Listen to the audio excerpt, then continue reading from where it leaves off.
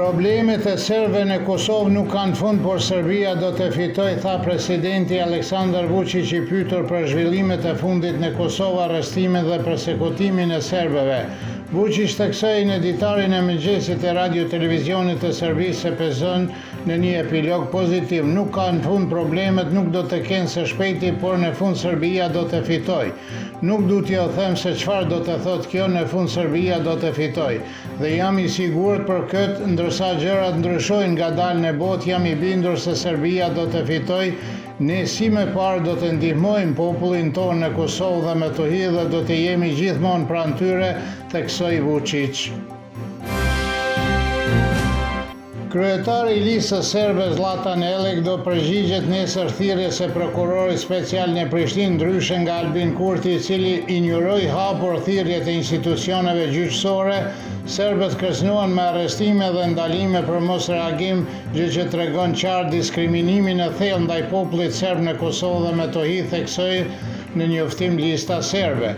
Përfaqësuesit e kësaj partie, Igor Simić, Zlatan Elek dhe Slavko Simić, morën një thirrje për t'u dërgjuar si të pandehur për sulmin ndaj rendit kushtetues të Kosovës dhe veprave tjera penale që lidhen me protestat në dhjetor të vitit 2022.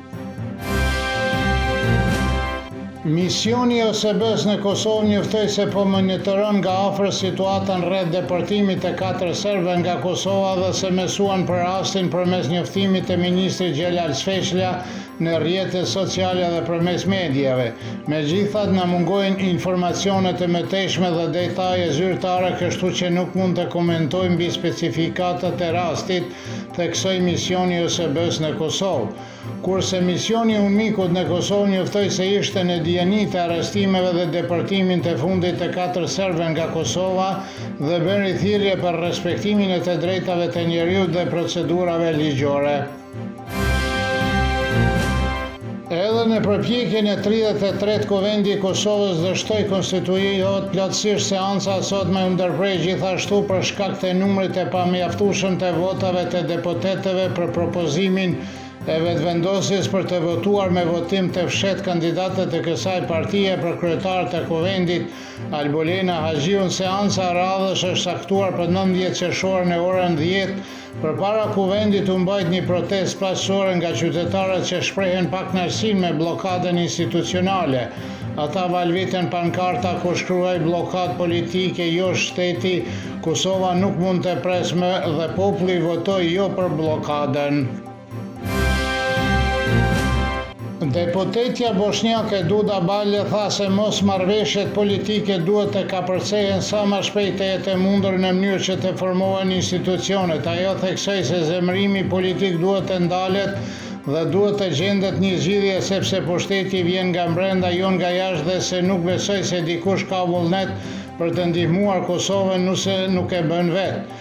Deputetja Partisë Demokratike të Kosovës Lora Qitaku theksoi se është ora e fundit që vetëvendosja, si ishte ajo deputeti Kurti, të mendoj pak fatkeqësisht Kosova ka një kryeministër që i izoloi Kosovën, tha Lora Qitaku. Kryetari i Partisë Demokratike të Kosovës Memli Krasniqi tha se deklarata e presidentit të Shteteve Bashkuara të Amerikës Donald Trump është një lajm pozitiv, por se Kosova duhet të rishqyrtojë se ku ndodhet, kryesisht për shkak të bllokadës së institucioneve, të cilës, siç theksoi ai, i shkaktoi kryeministri i Kosovës në mandatin teknik Albin Kurti. Ai theksoi se nëse në një moment Shtetet e Bashkuara të Amerikës kërkojnë një qasje më proaktive në lidhje me një marrëveshje të mundshme midis Kosovës dhe Serbisë dhe Kosova nuk ka institucione të qëndrueshme, kjo do të dëmtojë pozicionin e Kosovës. Mos konstituimi i Kuvendit të Kosovës çoi në një presion edhe më të madh mbi komunitetin serb, vlerësoi Aleksandar Rapaish nga Qendra për përfaqësimin e kulturës demokratike në Mitrovicën e Veriut.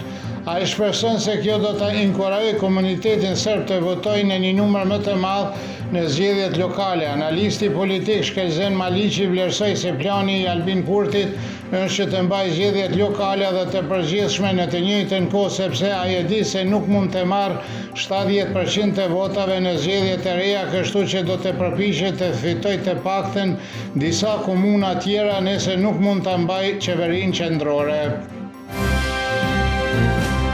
Nesër moti kryesisht do të jetë me diell dhe i ngrohtë me mundësitë e vranësirave lokale në zonat kundrinore dhe malore të Serbisë perëndimore, jugperëndimore dhe jugore, ndonjëherë me shi ose rreshje të shkurta, shill dhe bubullima. Do të fryejë redop dhe mesatare veriore, veri perëndimore, ndërsa temperaturat do të sillen nga 15 deri në 33 gradë Celsius.